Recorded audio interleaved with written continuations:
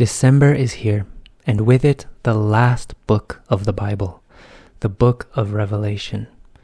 Now, I know that for many people, this book is really hard to understand, and because of that, it's often neglected and forgotten. So, I was thinking and praying, how can we encourage ourselves this month to really read this book and to appreciate it for what it is? And I was reminded of when I was teaching a course on Revelation back at my old church, and I was told there that you can't really understand the true meaning of Revelation because there are so many books written on the topic that you can't possibly know what is really right. Is that true? And if it's true, then why did God even bother to give us the book of Revelation in the first place? I think Revelation is understandable. We just need a little patience.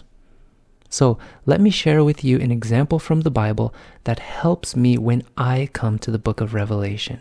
And through this example, we will see that if we have just a little patience, and if we know God's word and wait for His time, then He will open our eyes to what it means. Psalm 22, that famous messianic psalm, verses 16 to 18, David writes, "For dogs have surrounded me, a band of evildoers has encompassed me.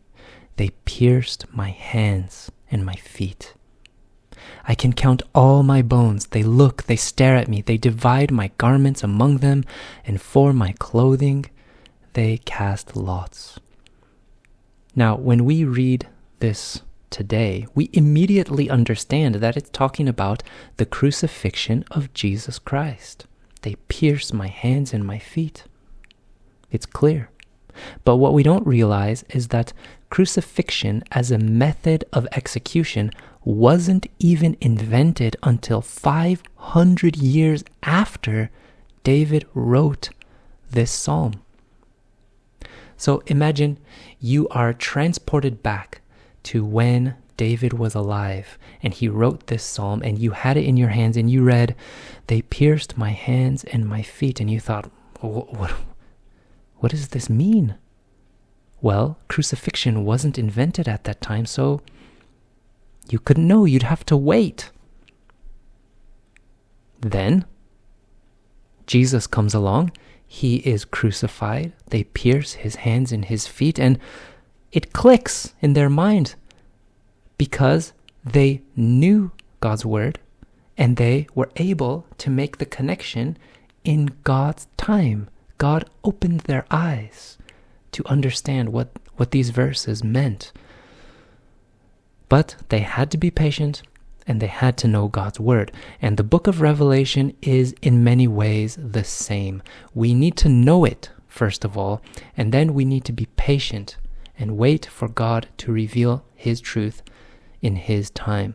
And don't forget that God holds us responsible for knowing His word, just like it says in Hosea chapter 4, verse 6, "My people are destroyed for lack of knowledge."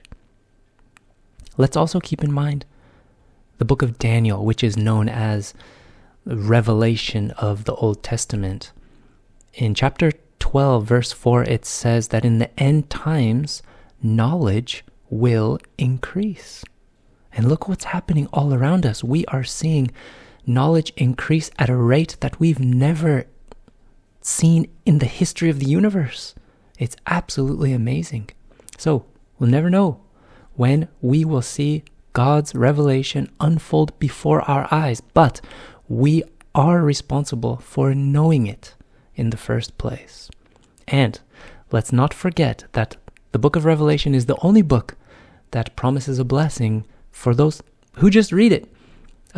In chapter 1, verse 3, it says, "Blessed is the one who reads, and those who hear the words of the prophecy and keep the things which are written in it, for the time is near."